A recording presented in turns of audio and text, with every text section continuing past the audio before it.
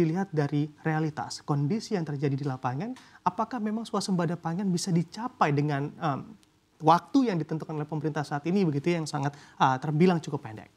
Swasembada pangan pernah kita capai, dalam arti swasembada beras. Ya, itu pernah kita capai. Dan saya kira sebenarnya cukup banyak bahan pangan yang kita swasembada, bahkan lebih. Misalnya daging ayam, kita tuh berlebih ya, swasembada dari sejak beberapa tahun yang lalu. Demikian juga untuk telur. Mungkin juga kalau kita lihat dari buah-buahan, sebagian kalau kita kategorikan buah secara keseluruhan, kita swasembada, jadi kita berlebih. Ada beberapa yang mungkin kita kurang, ya, seperti yang tadi disebutkan misalnya jagung, mungkin kedelai, mungkin gula, itu beberapa kita masih kurang, sehingga kita melakukan impor. Memang konsep swasembada itu adalah jika kita swasembada, jika kita telah mencapai swasembada, maka kita tidak perlu impor. Makanya jadi impor itu adalah akibat dari capaian swasembadanya. Ya. Kalau hanya untuk menutup impor, maka ya sebenarnya kan mudah. Seperti tadi dikatakan, keluarkan keputusan larangan impor, maka kita sudah akan berhenti impornya. Seharusnya adalah bahwa kita berswasembada, maka konsekuensinya kita tidak impor. Gitu. Itu saya kira yang semua kita dukung, semua menginginkan hal tersebut bisa kita capai, namun tentunya kita juga harus cermat dan tetap waspada, tetap mengamati perkembangan yang terjadi di pasar. Karena kita ini sudah menjadi masyarakat yang advance, yang maju, yang berkembang, sehingga bukan hanya sekedar masalah jumlah dari bahan pangan, tapi juga misalnya harga. Ya, kita juga tentunya tidak ingin bahwa ada masyarakat kita yang tidak bisa menjangkau pangan karena pangannya terlalu mahal misalnya, atau juga jenis dan keragaman dari bahan pangan itu juga harus kita perhatikan karena masyarakat kita misalnya contohnya di gula untuk konsumsi kita yang minum teh sehari-hari dengan gula yang dipakai oleh industri dan pabrik atau orang yang bikin kue, berbeda jenis gulanya. Ya. Yang satu lebih halus, yang satu lebih kasar dan sebagainya.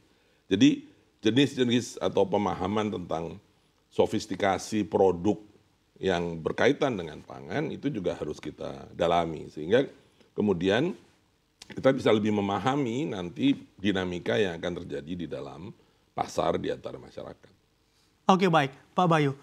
Kita pecah satu persatu begitu ya terkait rencana stop impor begitu dari pemerintah kita perihal pangan. Kita mengamati secara beras. Apakah beras memang sudah bisa secara produksi untuk diandalkan yang mana nantinya pemerintah juga di stop begitu. Karena memang ini perihal swasembada Anda katakan tadi. Kalau memang hanya melakukan stop impor gampang saja tinggal teken begitu ya pelarangan ini sudah akan terjadi stop impor kita. Nah, bagaimana Anda melihat dari produksi beras dikaitkan dengan nantinya akan ada stop impor beras? Apakah kebutuhan kita cukup?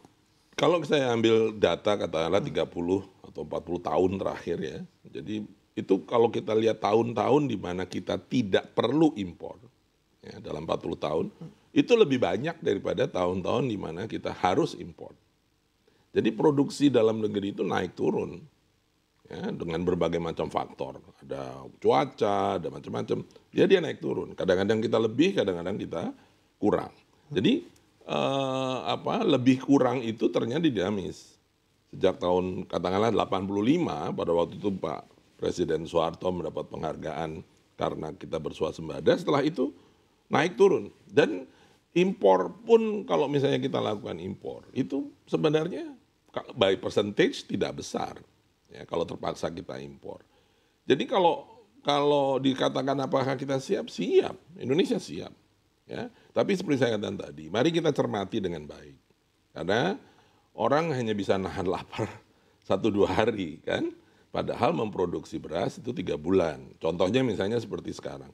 Di sepanjang sejarah Indonesia, karena Indonesia itu tropis dan musim hujan, musim kering, maka pada bulan November, Desember, Januari, Februari, ini biasanya adalah bulan yang kalau di dalam istilah pertanian disebut paceklik. Produksi lebih rendah daripada konsumsi. Dan benar, catatan BPS menunjukkan November-Desember kemarin 2024 dan perkiraan Januari-Februari 2025 ini kita defisit. Dan itu ya wajar saja, normal di dalam siklus kita. Nanti kita akan panen raya mulai Maret, April, itu kita akan lebih gitu. Jadi menurut saya sih kita dinamis saja, bahwa tekad pemerintah untuk tidak impor beras, saya kira satu hal yang sangat baik dan harus kita appreciate, ya. Apalagi stok kita sekarang cukup kuat, di Bulog kalau saya tidak salah ada 1,6, 1,7 juta ton, jadi saya kira cukup baik, sehingga kita lebih pede menghadapinya. Tapi lagi-lagi dinamikanya membuat kita harus cermat. Contoh, nanti kita akan panen pada bulan Maret itu, panen raya yang besar, pas puasa. Nah, itu akan ada dinamika misalnya masalah tenaga kerja.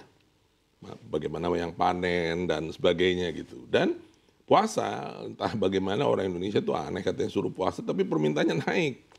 Sehingga demand-nya pas malah justru naik. Kita baru panen, dan kalau kita panen hari ini dalam bentuk di sawah ya, itu nanti kalau jadi berasnya kurang lebih 3 minggu sampai 1 bulan. Ya, jadi karena butuh dikeringkan dan sebagainya, macam-macam prosesnya. Sehingga hal-hal semacam itu saya kira Indonesia rasanya sudah cukup pengalaman lah untuk mengelola itu. Jadi kalau ditanyakan siap. Tapi kita tetap harus waspada, tetap harus cermat, dan juga harus punya backup kalau harus melakukan langkah-langkah yang karena yang paling penting adalah, dan saya kira itu tegas Bapak Presiden Prabowo mengatakan ya, bahwa kecukupan pangan untuk masyarakat itu mutlak, tidak boleh diambil risiko sampai itu terjadi kekurangan.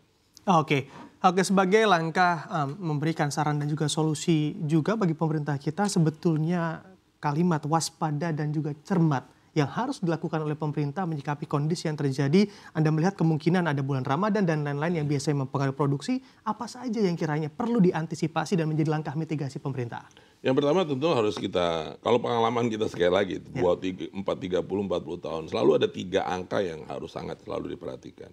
Yang pertama tentu stok yang ada di Bulog, karena ini benar-benar yang menjadi penguasaan pemerintah. Stok itu akan betul-betul bisa jadi andalan pemerintah untuk melakukan intervensi. Itu pertama harus kita lihat.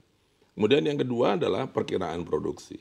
Dan ini makin hari teknologi makin canggih untuk bisa memperkirakan bagaimana produksi pangan kita ke depan itu seperti apa. Dan itu punya jangkauan perkiraan yang makin jauh, ya, sebulan, 2 bulan, 3 bulan kita sudah punya, bisa bikin prediksi dengan sangat baik. Dan yang ketiga tentunya harga.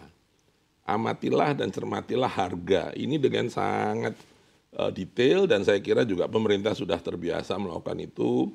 Kemendagri setiap minggu memimpin bagaimana laporan inflasi dari daerah, itu memonitor harga. Nah, 3 ini sebenarnya sudah ada, ya tinggal kemudian bagaimana itu dicermati dan mengambil keputusan pada saat yang tepat.